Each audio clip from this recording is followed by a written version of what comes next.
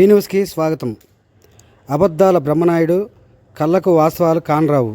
మాజీ ఎమ్మెల్యే మక్కిన. వివరాల్లోకి వెళ్తే, అబద్ధాలు అరాచకాలకు కేర్ ఆఫ్ అడ్రస్గా ఉండే బొల్లా బ్రహ్మనాయుడికి వాస్తవాలు కనిపించకపోవడంతో వింతేమీ లేదని ఎద్దేవా చేశారు. మాజీ MLA, Telugu Desam party Vinukonda senior నాయకుడు మక్కిన మల్లికార్జునరావు విద్యుత్ ఛార్జీలు పెంచింది, భూ కబ్జాలు, సెటిల్మెంట్లు, రౌడీ విజన్ చేసింది ఎవరో నియోజకవర్గం ప్రజలందరికీ తెలుసని మండిపడ్డారు. విద్యుత్ ఛార్జీల పెంపు పేరిట మాజీ ఎమ్మెల్యే బొల్లా బ్రహ్మనాయుడు ప్రెస్ మీట్కు కౌంటర్గా శనివారం వినుకొండలోని మక్కిన మీడియా సమావేశం నిర్వహించారు. ఈ సందర్భంగా ఆయన మాట్లాడుతూ, వాళ్ళు చెబుతున్నట్లు వినుకొండలో శాంతి భద్రతలకు లేకుంటే బొల్లా బ్రహ్మనాయుడు అడుగు పెట్టగలిగేవారా, నిరసన దీక్షలు చేసుకోగలిగేవారా అని ప్రశ్నించారు. అట్టున్నారా అంటే అది చాలా విచిత్రంగా ఉంది. అట్టున్నారేంది? అట్టుకు రెండట్లు. ఇప్పుడు చెప్తున్నా నేను, అయింది 6 నెలలే, 4 సంవత్సరాలు 6 నెలలు ఉంది ఈ ప్రభుత్వం. తప్పనిసరిగా నువ్వు చేసినటువంటి దుర్మార్గానికి అట్టున్నర కాదు, అట్టుకు రెండట్లు తప్పనిసరిగా పద్ధతి ద్వారా నువ్వు చేసినటువంటి దుర్మార్గాన్ని ప్రజలకి తెలుసు కాబట్టి దాన్ని ఖచ్చితంగా నీకు ఇచ్చేటటువంటి బహుమతి ఇచ్చేటటువంటి దగ్గరలోనే ఉందని ఈ సందర్భంగా తెలియజేస్తాను. అయ్యా, నేనైతే ఒకటే కోరుతున్నాను, రోజు రావాలి ఈ నియోజకవర్గానికి నర్సాపేట నుంచే. ఇప్పుడు నిన్న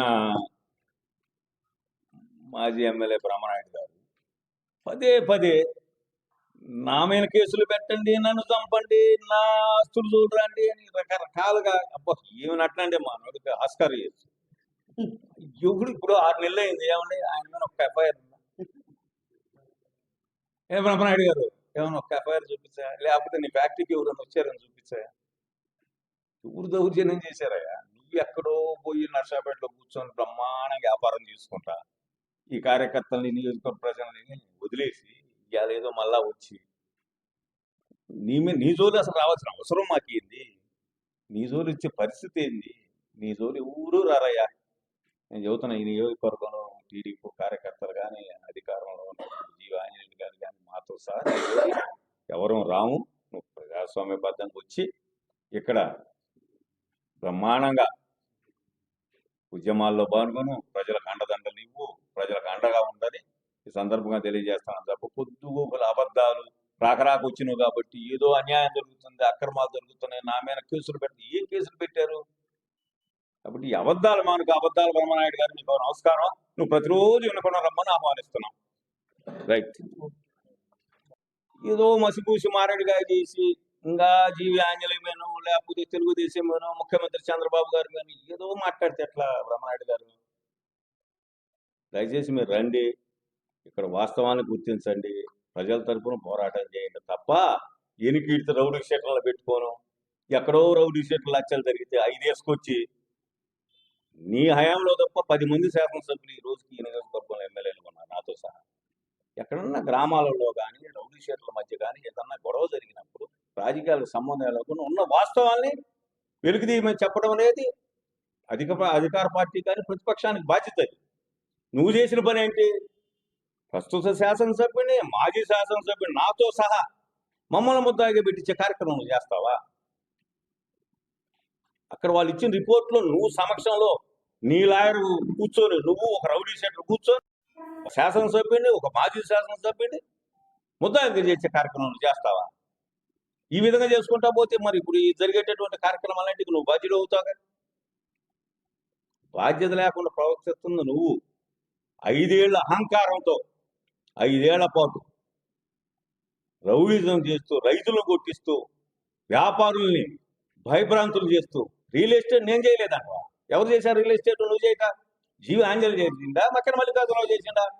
రా, నేను చూపిస్తా. నువ్వు ఎన్ఆర్జీఎస్ నిధులతో నువ్వు కొన్నటువంటి ప్లాట్లకు నువ్వు సిమెంట్ రోడ్లు వేసుకున్నావు, అది నేను నిరూపిస్తా. ఇంకుపాలెం పంచాయతీ పేరు మీద నువ్వు కొన్నటువంటి నరసింహారెడ్డి గారి దగ్గర బెదిరించి నువ్వు కొన్నటువంటి భూములు, నువ్వు రిజిస్టర్ చేసుకున్నటువంటి భూములకి ఎన్ఆర్జీఎస్ నిధుల ద్వారా నీ చేను చుట్టూరు సీసీ రోడ్లు వేసుకున్నావు. ఇది రియల్ ఎస్టేట్ కాదా?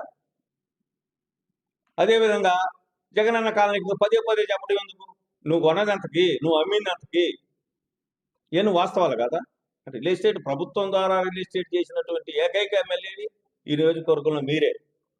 ఈ వాస్తవాలను మరుగున పరచాలని, ఏదో ఇక్కడ దౌర్జన్యాలు చేస్తున్నారు, ఇక్కడ దుర్మార్గాలు చేస్తున్నారని మీరు ఆపాదించడం ఎంతవరకు న్యాయం? అదేవిధంగా ఈరోజు గుమ్మనప్పాడు ఉంది, రా నేను నిరూపిస్తా. గుమ్మనప్పాడు నీ అనుచరులు, నీ ఎన్నికడుతుండేవాళ్ళు ఈ రోజు కూడా ఏడ పులివరాల్లో కొనుక్కున్నటువంటి వయసులు, కాకినాడలో కొనుక్కున్నటువంటి కొంతమంది పెద్దలు వాళ్ళ మీద కూడా ఈ రోజు కూడా దౌర్జన్యం చేస్తూ, ఈ రోజు కూడా పోలీస్ స్టేషన్లో కేసులు పెట్టిస్తూ, నీ వెనకీర్తి ముసుగేసుకున్నటువంటి న్యాయవాదులు కొంతమంది ఏం చెబుతున్నారు, నీ పక్కన ఉండేటువంటి వారు బెదిరిస్తూ, కబ్జాలు చేస్తూ, కేసులు పెట్టిస్తూ ఈ రోజు కూడా డబ్బులు పోగు చేస్తున్నారు. ఇది వాస్తవం కదా? ఈ విధంగా చెప్పుకుంటా పోతే చాలా ఉన్నాయి. ఇవన్నీ ఇప్పటికయ్యా గౌరవంగా నీకు ఒకటే మనం చేస్తున్నాం, బాధ్యతగా రా, ప్రతి రోజు కూర్చో, ఎక్కడ ఇబ్బందులు లేకుండా ప్రజలకి మీరు మేము మనం కలిసి మంచి పాలన అందిద్దాం, లోటుపాట్లు పూర్తి చేద్దాం అనే సందర్భంగా తెలియజేస్తూ, తప్పనిసరిగా నేనైతే చివరిగా ఒకటే మనం చేస్తున్నా, వైసీపీ కార్యకర్తలు కావచ్చు, టీడీపీ కార్యకర్తలు కావచ్చు, లేకపోతే నాయకులు కావచ్చు, పాలనలో లోటుపాట్లు ఉంటే తెలియజేయండి, సర్దిద్దుకునే బాధ్యత ప్రభుత్వానికి. అంతే తప్ప మాకు సంబంధం లేదనో మాకు ఇదని చెప్పదు. అంతే తప్ప ఇంకా వెనకట్లాగా మేమేదో రౌడీజం చేస్తాం, మేమేదో చేస్తామంటే మాత్రం ఇక్కడ ఊరుకునే పరిస్థితి లేదు. తప్పనిసరిగా చివరిగా చెబుతున్నా, నీకు అట్టుకు 2 ఓట్లు ఖాయం. ఈ 2 ఓట్లు ఇచ్చి గౌరవంగా నర్సాపేట పంపించేది మాత్రం వాస్తవం. ఈ సందర్భంగా మనం